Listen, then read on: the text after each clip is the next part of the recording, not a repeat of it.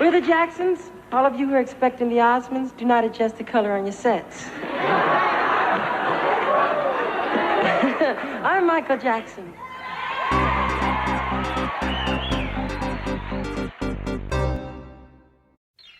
Michael Joseph Jackson nació en Indiana y falleció en Los Ángeles con 50 años. Su padre era un exboxeador que trabajaba como gruista en una metalúrgica y tocaba la guitarra, y su madre trabajaba como dependienta, era testigo de Jehová y tocaba el clarinete y el piano. El matrimonio tuvo 10 hijos, aunque sobrevivieron 9, entre ellos LaToya y Janet. Michael fue el séptimo. Desde pequeño, el niño demostró un fuerte interés por el canto y el baile, y su padre lo metió en un grupo junto a los hermanos. El problema es que el padre era un maltratador peor que los padres de Mozart y Beethoven juntos. Se sentaba con el cinturón en la mano y al que se equivocaba le daba una paliza. Además, decía que Michael tenía la nariz gorda, lo que le crearía futuros complejos al chiquillo. El muchacho siempre echaría de menos no haber podido disfrutar de su infancia y sufriría el llamado síndrome de Peter Pan. Grabaron su primer tema con una discográfica y ficharon con otro sello más importante que le quitaba 2 años al chaval para que pareciese aún más prodigioso. Michael grabó 4 álbumes en solitario. Junto a sus hermanos, renombraron de nuevo el grupo y realizaron 6 discos. Además, conoció a Quincy Jones, compositor que se convertiría en su futuro productor. Con 21 años, se partió la nariz mientras ensayaba un baile, la cirugía no fue un éxito y tuvo que someterse a una segunda rinoplastia. Grabó otro disco que vendió 20 millones de copias y Michael recibía el 37% de las ventas del álbum. También grabó 3 canciones junto a Mercury, pero eso ya lo contamos en la biografía de Freddie, así que os voy a poner un trozo de uno de los múltiples anuncios que grabó y... sí, ese niño es Carlton. Con 25 lanzó Thriller, el álbum más vendido de todos los tiempos en todo el mundo. Y MTV no quería emitirlo porque no permitían que actuaran artistas de color negro quiero decir. Pero como la canción estaba triunfando, la cadena tuvo que acceder. Ese disco contiene 7 piezas que fueron un pelotazo, una de ellas junto a Paul McCartney. El año siguiente actuó junto a sus hermanos en la NBC, donde también bailó en solitario Billie Jean y realizó por primera vez un paso de baile que le había enseñado Jeffrey Daniel. Poco después, casi se quemó la cabeza rodando un anuncio de Pepsi, y en 1985 grabó We Are The World junto a numerosos artistas que veis en pantalla, y se convirtió en el sencillo más vendido de todos los tiempos. Ese año adquirió los derechos de los Beatles y se peleó con Paul McCartney porque él también quería comprarlos. Con 28 le diagnosticaron vitíligo y su piel fue perdiendo pigmentación, y el año siguiente sacó un álbum que tuvo 5 exitazos. Publicó su primera autobiografía y fue el libro más vendido del año. También grabó una película, y antes de celebrar un concierto en Inglaterra, conoció al príncipe Carlos y a Diana de Gales. Jackson iba a quitar una canción de la lista de temas, pero Lady Di le dijo que la tocase porque era fan de su música. Michael se gastó unos 20 millones de dólares en una finca de 1100 hectáreas y construyó Neverland, en honor a la isla del país de nunca jamás, de Peter Pan. Se montó una pedazo de casa llena de antigüedades, un zoológico con una multitud de animales y un parque de atracciones. En Neverland recibió a numerosos niños, muchos de ellos con enfermedades terminales. Allí celebró su banquete de boda Elizabeth Taylor, que dijo que Jackson era el auténtico rey del pop, rock y soul. A finales de los 80, el presidente de Estados Unidos lo nombró el artista de la década. Le hicieron un videojuego para Mega Drive y renovó su contrato con Sony. Publicó su 8º álbum de estudio y en un videoclip apareció junto a Michael Jordan. También creó una asociación a la que donó lo recaudado de la gira. La gente comenzó a comentar que Michael estaba aclarando su piel porque se arrepentía de ser negro, y Jackson respondió con la canción Black or White, que promueve la igualdad entre razas, y ese simbolito no lo encontrarás en el videoclip actual, por cierto. Realizó una entrevista con Oprah en la que contó que usaba maquillaje para las zonas no afectadas por vitíligo. También informó de 3 operaciones de cirugía estética, y hoy sabemos que el cantante se operó casi 100 veces a lo largo de su vida. Actuó en la Super Bowl y en el verano de ese año, Michael fue acusado de abusar de uno de los niños que solía acoger en su mansión. Sobre este tema se han hecho documentales a favor y en contra del cantante, así que voy a intentar resumir. El padre de la supuesta víctima pidió 20 millones para no revelar los abusos. Los abogados de Jackson se negaron y el padre denunció. El FBI realizó 5 inspecciones entre Neverland, la casa de sus padres, el estudio y no encontraron nada. Además, varios chavales que estaban allí cuando se supone que ocurrieron los hechos niegan dichos abusos.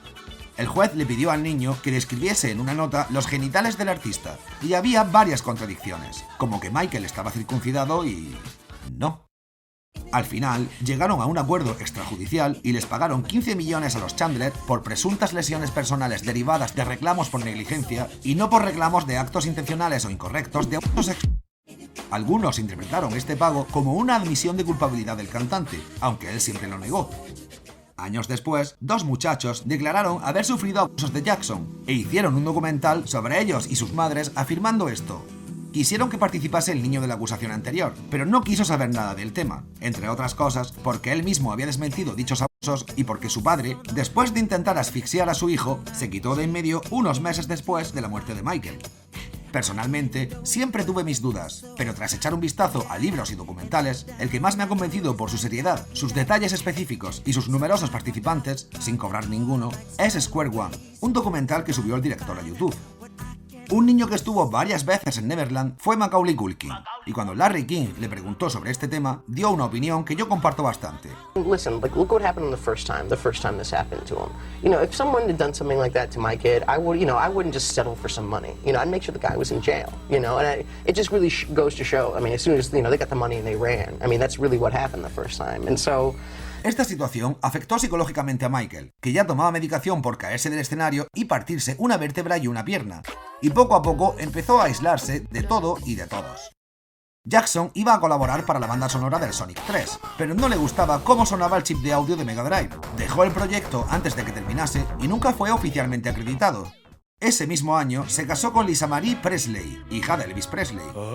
La prensa rumoreaba que la boda era una estrategia publicitaria de ambos cantantes, y se divorciaron 20 meses después porque Lisa no quería tener hijos y Michael sí. Grabó un álbum doble de grandes éxitos que se convirtió en el disco doble más vendido de todos los tiempos. Lanzó un single junto a su hermana Janet y grabó otra canción cuyo vídeo fue acusado de estar a favor del señor alemán del bigote. Jackson dijo que las críticas habían malinterpretado el contexto de la canción, ya sea involuntaria o deliberadamente. Realizó una gira de 82 conciertos y recaudó 165 millones. Contrajo matrimonio con la enfermera de su dermatólogo y tuvo 2 hijos. Esta relación duró 2 años y Jackson asumió la custodia completa. Lanzó un álbum con remezclas y se convirtió en el disco de remezclas más vendido de la historia. Hizo 2 conciertos benéficos en los que participaron artistas como los que veis en pantalla.